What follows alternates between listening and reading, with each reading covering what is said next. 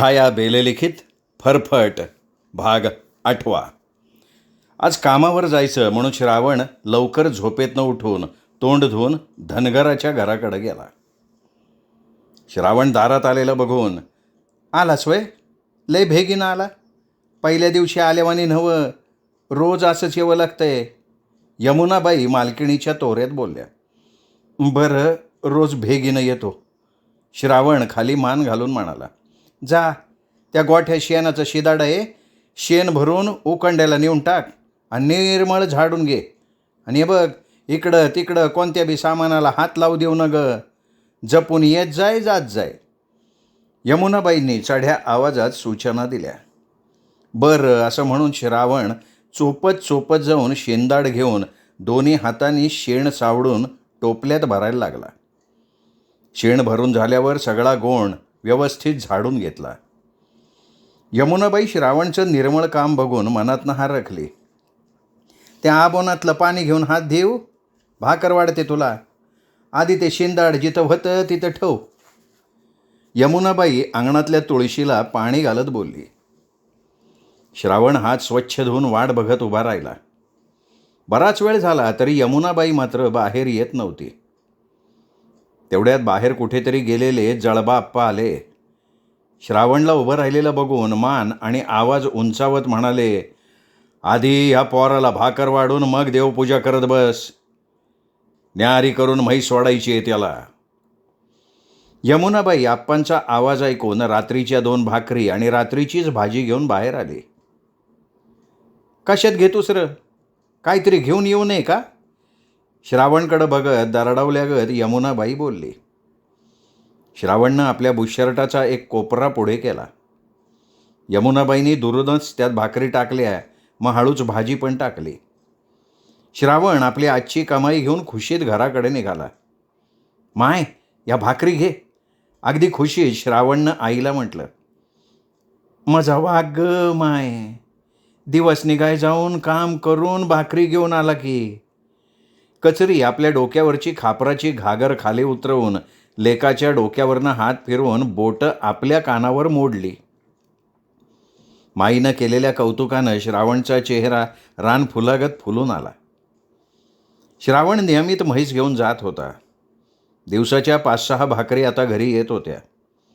दुरडीतली भाकरी बघून सगुणा आनंदत होती. पोटाला आधार झाला.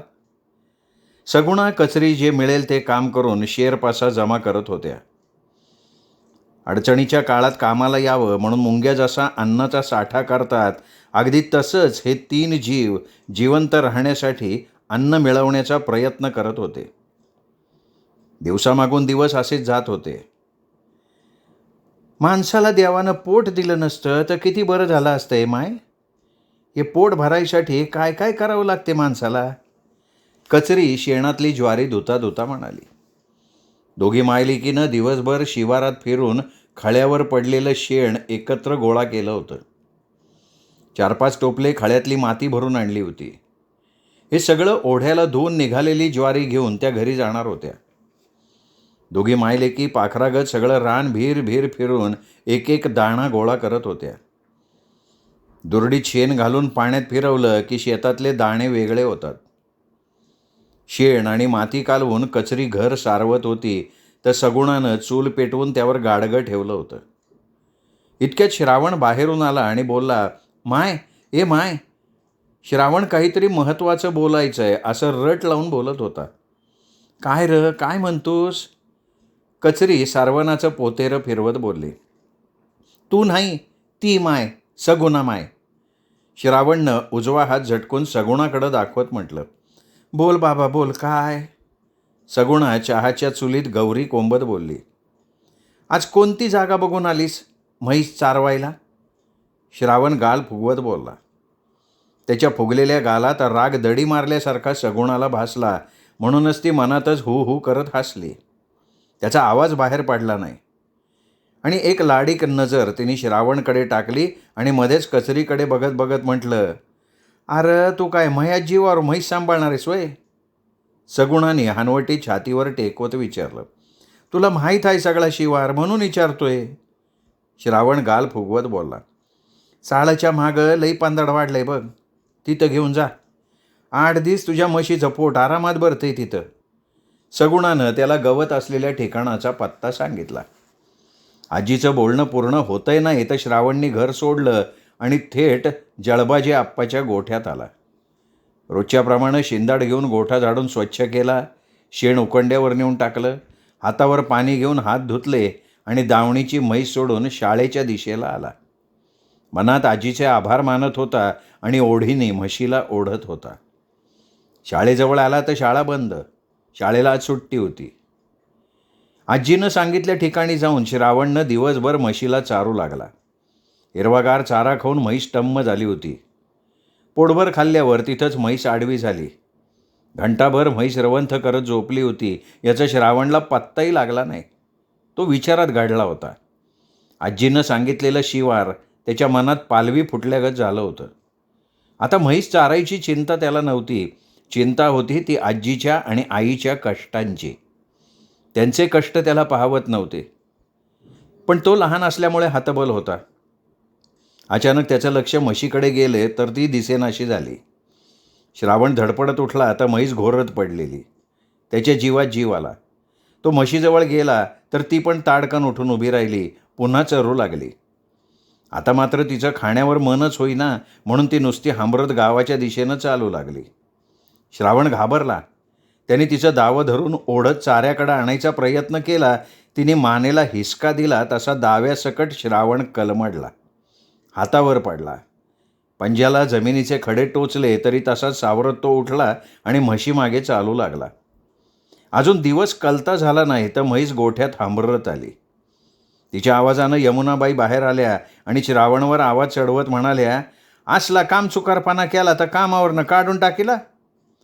आपण मी कायच केलो नाही. ती मनानं घरी आली, भरपेट चरून घेतलं तिनं, झोपली पण वडूळ. श्रावण कथन करत होता तर पोटात घाबरा पडल्यागत यमुनाबाईनं विचारलं, काय भलतं असेल तर चारलो नाही ना? हिरवगार गवत खाल्लो माय, श्रावण आनंदून म्हणाला. तिला काय झालं ना तर बघतेच, जाय आज तुला भाकर नाही. यमुनाबाई हात झटकत म्हणाले, अहो पण माझा गुन्हा तरी काय ते तर कळू दे. त्यांनी रडवेलं तोंड करत विचारलं, लवकर म्हैस माघारी आणली, हा गुन्हा नाही का? यमुनाबाईनं आवाज चढवला. श्रावण रडायला लागला. तिनेच मला वडत वडत आणली हो, हे बघा हाताला बी लागलंय. दोन्ही तळवे तिच्या तोंडापुढे केले. ते सालटून निघाले होते. यमुनाबाईचं काळीज लख्ख झालं. तिला अपराधेगत वाटलं. ती घरात गेली आणि 2 भाकरी भाजी घेऊन आली आणि श्रावणनी शर्टाचा कोपरा उंचावत त्या भाकरी घेतल्या. मालकिनीचा राग शांत झाल्याच्या आनंदात तो घरी आला. दिवस उगवायला जळबाजी आप्पानं म्हशीची धार काढायला सुरुवात केली. तिच्या दुधात वाढ झाली होती. फेसळल्या दुधानं चरबी भरून गेली होती तरी तिचा पाहणा आटला नव्हता. दुधाच्या फेसासारखं त्याचं मन फेसाळल्यागत झालं. त्यांनी बसल्या जागेवरनं यमुनाबाईला हाक मारून भांडं आणायला सांगितलं.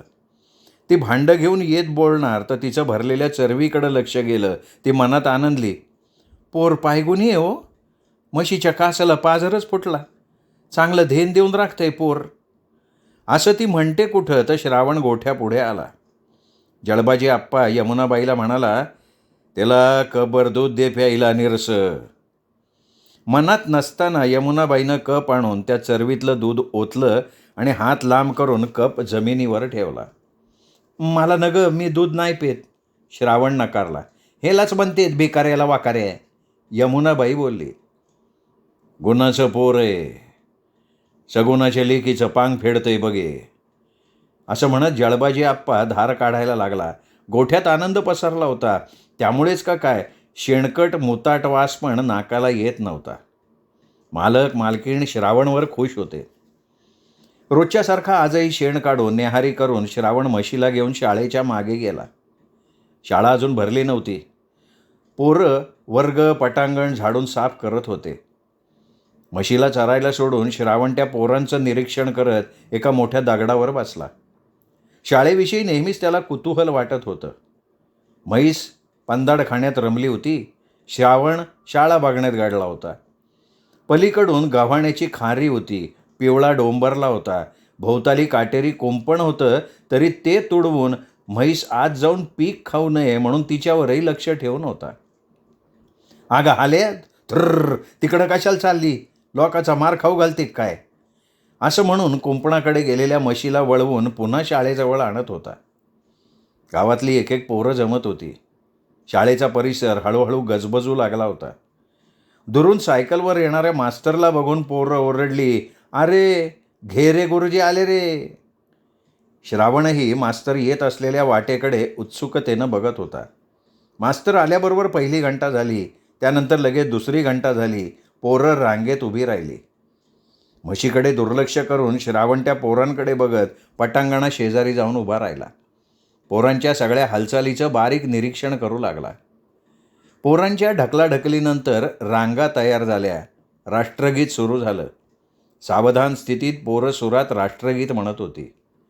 ज्या पोरांना म्हणता येत नव्हतं ते उगाच ओठ हलवत होते, मध्येच वर आभाळाकडे बघत होते आणि ते बघून श्रावणला हसू येत होतं. मी शाळेत असतो ना तर समद पाठच केलं असतं, तो मनाशी म्हणाला. राष्ट्रगीतानंतर प्रतिज्ञा, भारत माझा देश आहे. त्यानंतर प्रार्थना, या भारतात बंधुभाव नित्य वसू दे. पोरं अगदी सुरात गात होती. शेवटी पसायदान, जो जे वांछील तो ते लाहो प्राणी जात. गुरुजी पसायदानाचा अर्थ समजावून सांगत होते. मुलांनो, संत ज्ञानेश्वर महाराज विश्वासाठी प्रार्थना करतात. विश्वातल्या प्रत्येक जीवाला जे हवं ते मिळो अशी मागणी ते ईश्वराकडे करतात. जो जे वांछील तो ते लाहो ही ओळ गुरुजींनी 4-5 वेळा उच्चारली. ती अर्थासह श्रावणच्या मनावर कोरली गेली. परिपाठानंतर पोरं रांगेनी कुजबुजत वर्गात गेली.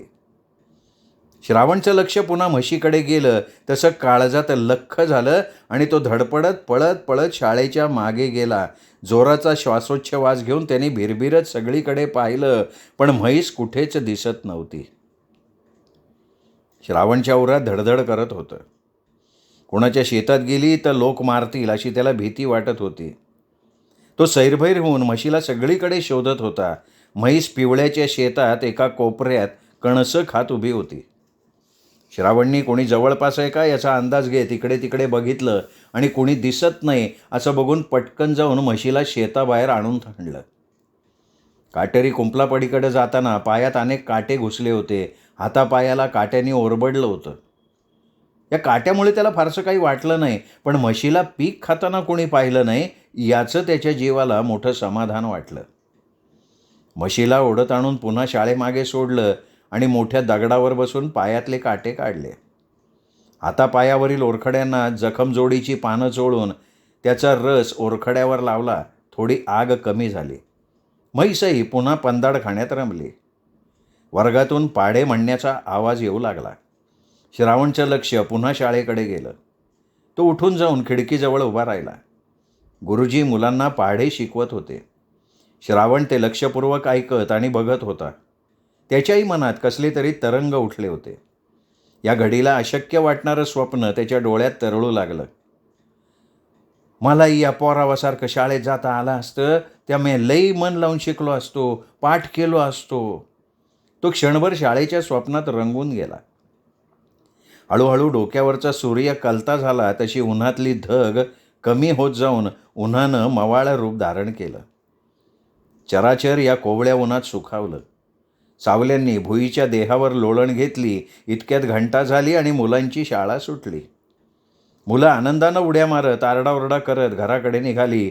शाळा सुटली, पाटी फुटली, आई गेली शेताला, भूक लागली पोटाला.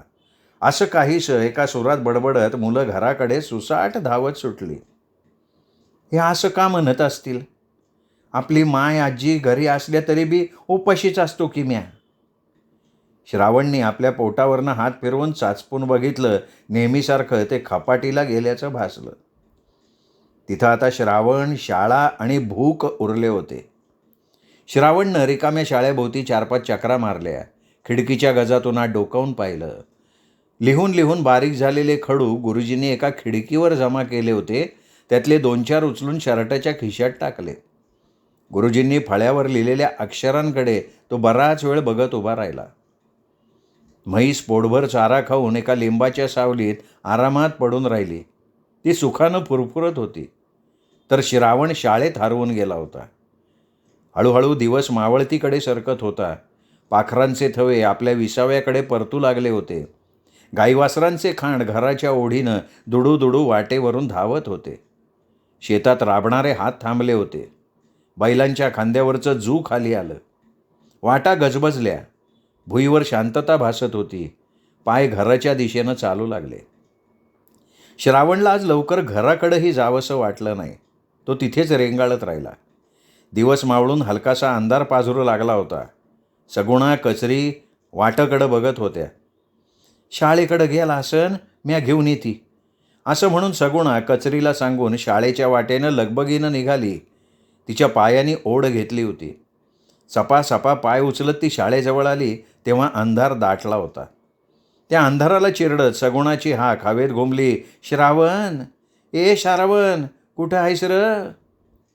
चुकलेलं वासरू सापडत नाही अशा वेळी गाय हंबरते तशी ती एकामागून एक श्रावणच्या नावाने हाका मारत होती. तो आवाज श्रावणच्या कानावर पडला आणि तो सावरला. अंधारात झालेली हालचाल बघून ती पुढे सरसावली आणि म्हणाली, अरे वाट बघून डोळं गेलं की आमचं. आजीचा आवाज ऐकून श्रावण भानावर आला. आलो ए माय, आलो आलो. म्हशीला हाणत घेऊन आला. अरे एवढा उशीर असतोय का? भेगीने येवं का नाही? सगुणा त्याच्यावर का तावली. श्रावण काही न बोलता म्हशीला हाणत आजीच्या समोर चालू लागला. जळबाजी धनगर श्रावणची वाट बघत गोठ्यासमोर उभा होता. तो घर ते गोठा अशा येरझाऱ्या मारत होता. यमुनाबाई घरात काम करत करत वारंवार श्रावण आला का नाही याची विचारणा आतूनच करत होती. तर तिच्या सारखं सारखं विचारण्यानं जळबाजी धनगर आणखीन त्रागा करत होता.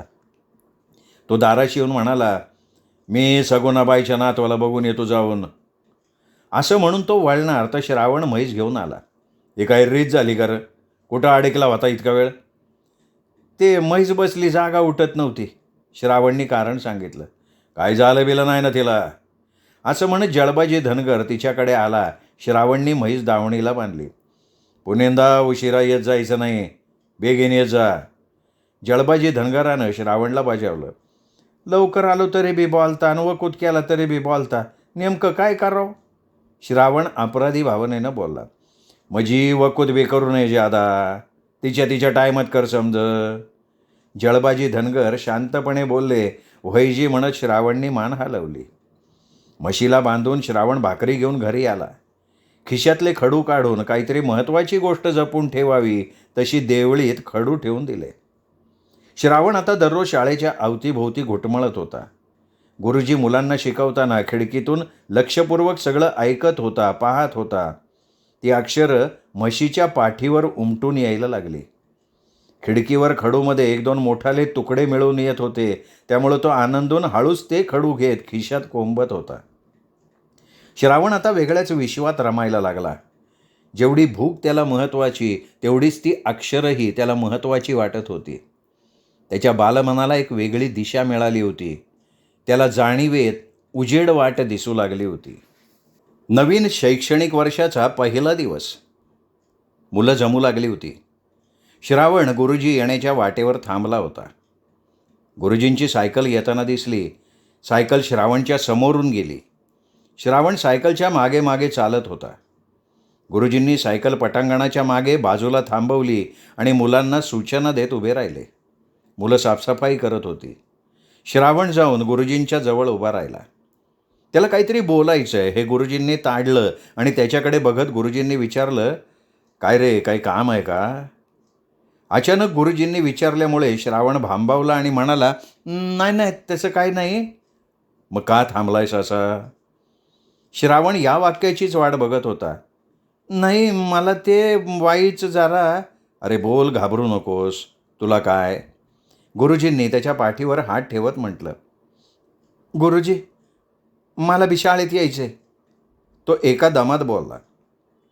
अरे वा, चांगली गोष्ट आहे. असं कर, तू उद्या कोणाला तरी सोबत घेऊन ये, तुझं नाव शाळेत टाकू. त्यावर तो काहीच बोलला नाही, तसाच गप्प उभा राहिला. काय रे, काय झालं? काही अडचण आहे का? गुरुजींनी मान हलवत विचारलं. तो क्षणभर काही बोलला नाही. मग कंठ आवळून म्हणाला, मी माई संग आजीजवळ राहतो, लोकाईची म्हैस राखतो. माय शाळेत जाऊ न गं म्हणती, पण मला शिकायचं आहे. एवढंच ना, तू तुझ्या आईला घेऊन ये, मी समजावून सांगतो त्यांना, चालेल? गुरुजींनी धीर दिल्यागत म्हटलं. नाही हो, माईला फुरसत नसते, ती कामाला जाते. असं करा ना गुरुजी, मीच नाव सांगतो, तुम्ही लिहून घ्या. बरं मग म्हशीचं काय करणार तू? म्हणजे शाळा कशी करणार तू? गुरुजींनी आपल्या मनातली शंका विचारली. कदाचित त्याची शाळेविषयीची ओढ जाणून घेण्याचा ते प्रयत्न करत होते. मी भेगी येऊन म्हैस चारत जाईन, झाडाला बांधत जाईन, पुन्हा शाळा सुटली की चारून घरला घेऊन जाईन. श्रावणने आपल्या मनातले मनसुबे बोलून दाखवले. बरेच दिवस त्याचं शाळेजवळ रेंगाळणं, त्या रेंगाळण्यातनं गुरुजींना त्याची शाळेविषयीची ओढ लक्षात आली होती.